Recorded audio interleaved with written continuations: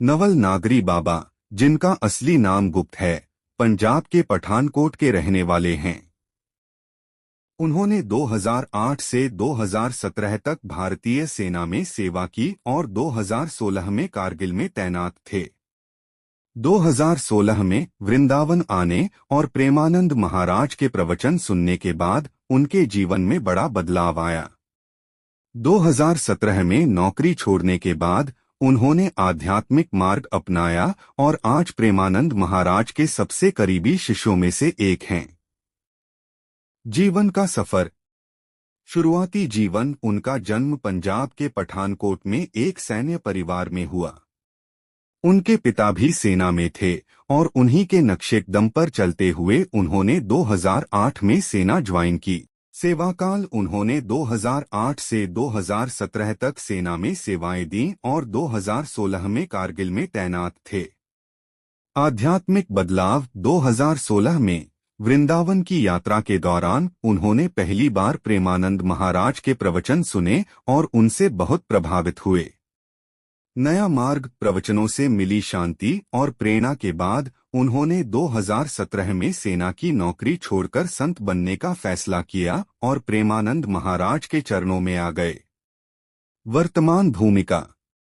वह वर्तमान में प्रेमानंद महाराज के साथ वृंदावन में रहते हैं और उनके सबसे समर्पित शिष्यों में से एक माने जाते हैं। वह अक्सर महाराज के साथ रहते हैं और उनके प्रवचनों और प्रश्नोत्तर सत्रों के दौरान भक्तों के सवालों को पढ़कर सुनाते हैं।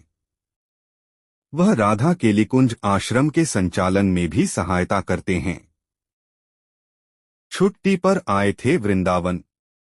नवल नागरी छुट्टी पर वृंदावन आए और यहाँ उनकी मुलाकात बाबा प्रेमानंद जी महाराज से हुई। महाराज के उपदेशों और प्रेममय वाणी ने नवल नागरी के मन में गहरी छाप छोड़ी। कुछ ही समय में उन्होंने निर्णय लिया कि अब वो बंदूक नहीं, माला उठाएंगे। जब उन्होंने सेना की वर्दी उतारी तो आसपास के लोगों को यह निर्णय समझ नहीं आया। सबने कहा कि इतनी बड़ी नौकरी छोड़ दी। नवल नागरी कहते हैं कि सेवा मैंने नहीं छोड़ी, बस उसकी जगह बदल गई है। पहले मातृभूमि के लिए लड़ता था, अब परमात्मा के लिए जीता हूँ। गुरु की सेवा में अपना जीवन समर्पित किया है। गुरु के साए में अब जीवन। नवल नागरी आज प्रेमानंद महाराज के सबसे करीबी शिष्यों में से एक हैं।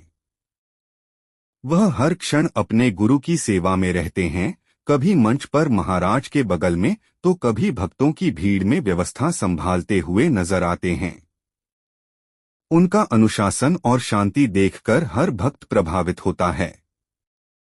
वह कहते हैं कि गुरु सेवा ही अब मेरा धर्म और मेरा देश है। सेना की कठोरता और सेवा भावना आज उनके भीतर भक्ति के रूप में जीवित है। उनका आकर्षण। पहली ही मुलाकात में बाबा जी को ऐसा लगा मानो उनका असली घर वृंदावन ही है। सत्संग के प्रभाव से उनका मन सांसारिक बंधनों से हटकर केवल भक्ति और भगवान की प्राप्ति की ओर केंद्रित हो गया। उन्होंने बार बार वृंदावन आना शुरू किया और हर बार महाराज जी के सत्संग में बैठकर आध्यात्मिक ऊर्जा प्राप्त की।